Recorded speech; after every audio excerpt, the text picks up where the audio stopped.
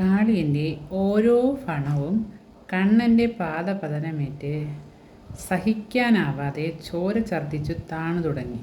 അവസാനം കാളിയൻ അത്യന്തം പരിക്ഷീണിതനായി.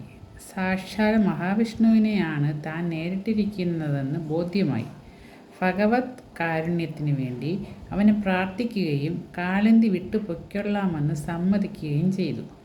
ആർക്കും ഒരു ഉപദ്രവമുണ്ടാകാത്ത വിധത്തിൽ അകലെയുള്ള രമണക ദ്വീപിൽ പോയി പാർത്തുകൊള്ളാൻ കൃഷ്ണൻ അവനെ അനുവദിക്കുകയും അവൻ്റെ ഫണങ്ങളിൽ തൻ്റെ പാദമുദ്ര പതിച്ചിട്ടുള്ളതുകൊണ്ട് മേലാൽ ഗരുഡനെ ഭയപ്പെടേണ്ടതില്ലെന്ന് അനുഗ്രഹിച്ചയക്കുകയും ചെയ്തു. ഗരുഡനെ ഭയന്നാണ് കാളിയൻ ഗരുഡന് അപ്രാപ്യമായ കാളിന്തിയിൽ താവളമടിച്ചിരുന്നത്. എന്തിനാണ് ഗരുഡനെ ഭയന്നിരുന്നതെന്നും എന്തുകൊണ്ടാണ് കാളിന്തി ഗരുഡന് അപ്രാപ്യമായിരുന്നതെന്നും പറയാം. ഗരുഡനും സർപ്പങ്ങളും കശ്യപന് 2 ഭാര്യമാരിലുണ്ടായ സന്താനങ്ങളായിരുന്നു. എങ്കിലും 2 കൂട്ടരും തമ്മിൽ ബദ്ധശത്രുക്കളായിരുന്നു. ഗരുഡൻ സർപ്പങ്ങളെ കാണുന്നിടത്ത് വച്ച് വിഴുങ്ങുക പതിവായിരുന്നു. അതുകാരണം അസംഖ്യം സർപ്പങ്ങൾ ചത്തൊടുങ്ങുകയും ശേഷിച്ചവ മാടങ്ങളിൽ നിന്നും പുറത്തു വരാൻ ഭയപ്പെടുകയും ചെയ്തിരുന്നു. ഒടുവിൽ സർപ്പങ്ങളെല്ലാം ചേർന്ന് ഗരുഡൻ്റെ അടുക്കൽ ഒരു നിവേദനം സമർപ്പിച്ചു. ജനങ്ങൾ വാവുതോറും തങ്ങൾക്ക് നൽകുന്ന സർപ്പഹവിസ്സുകൾ മുഴുവനും ഗരുഡന് കൊടുത്തുകൊള്ളാമെന്നും പകരം തങ്ങളെ ഉപദ്രവിക്കാതിരിക്കണമെന്നുമായിരുന്നു അവരുടെ നിവേദനം. ഗരുഡൻ അത് സമ്മതിച്ചു. പക്ഷേ അഹങ്കാരിയും പ്രതാപശാലിയുമായ കാളിയന് തൻ്റെ കൂട്ടുകാരുടെ ആ തീരുമാനം സമ്മതമായില്ല. അയാളുടെ ഹവിർഭാഗം കൊടുത്തില്ലെന്ന് മാത്രമല്ല, മറ്റുള്ളവരുടെ ഹവിർഭാഗം ഗരുഡന് കൊടുക്കാതിരിക്കാൻ വേണ്ടി അയാൾ തട്ടിപ്പറിച്ചെടുക്കുകയും ചെയ്തു. ഇത് ഗരുഡനെ കുപിതനാക്കി. അതുകൊണ്ട് ഗരുഡനെ ഭയന്നാണ് കാളിയൻ കാളിന്തിയിൽ താമസമാക്കിയത്.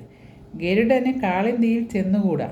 ഒരിക്കൽ സൗഫരി എന്ന ഒരു മഹർഷി കാളിന്തിയിൽ തർപ്പണം ചെയ്തുകൊണ്ടിരിക്കുമ്പോൾ കൈക്കൊമ്പിളിൽ എടുത്ത ജലത്തിൽ ഒരു മത്സ്യം വീണു.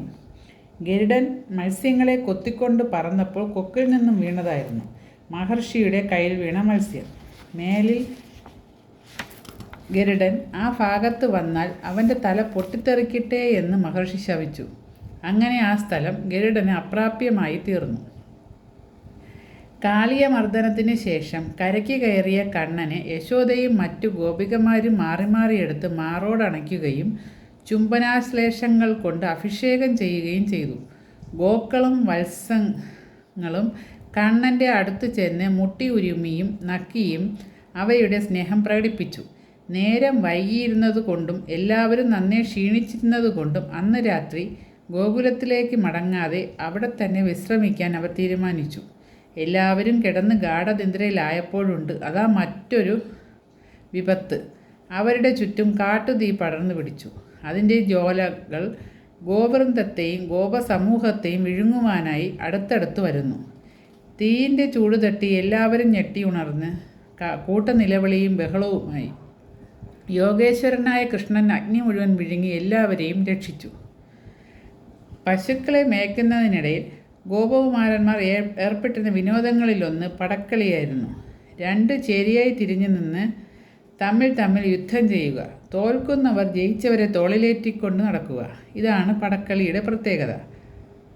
ഒരു ദിവസം അവർ ഈ കളിയിൽ ഏർപ്പെട്ടിരിക്കുമ്പോൾ പ്രലംബൻ എന്നു പേരായ ഒരു അസുരൻ ഗോപാലവേഷം ധരിച്ച് അവരുടെ കൂട്ടത്തിൽ കൂടി. അവനും ബലഭദ്രനും തമ്മിലുണ്ടായ യുദ്ധത്തിൽ ബലഭദ്രൻ ജയിച്ചു. പ്രലംബൻ ബലഭദ്രനെ തോളിലേറ്റി നടക്കുന്നതിനിടയിൽ കുതിച്ച് ആകാശത്തേക്ക് ഉയർന്നു പറന്നു. അപ്പോഴാണ് അവൻ്റെ ചതി എല്ലാവർക്കും മനസ്സിലായത്. ബലഭദ്രൻ മുഷ്ടി ചുരുട്ടി അവൻ്റെ കഴുത്തിനിട്ടിടിച്ചും തല തുടകൾക്കിടയിൽ ഇട്ടു ഞെക്കിയും ശ്വാസം മുട്ടിച്ചും അവനെ സംഹരിച്ചു. അസുരൻ്റെ രൂപത്തിൽ ചത്തുവീണ പ്രലംബനെ കണ്ട് എല്ലാവരും അത്ഭുതപ്പെട്ടു.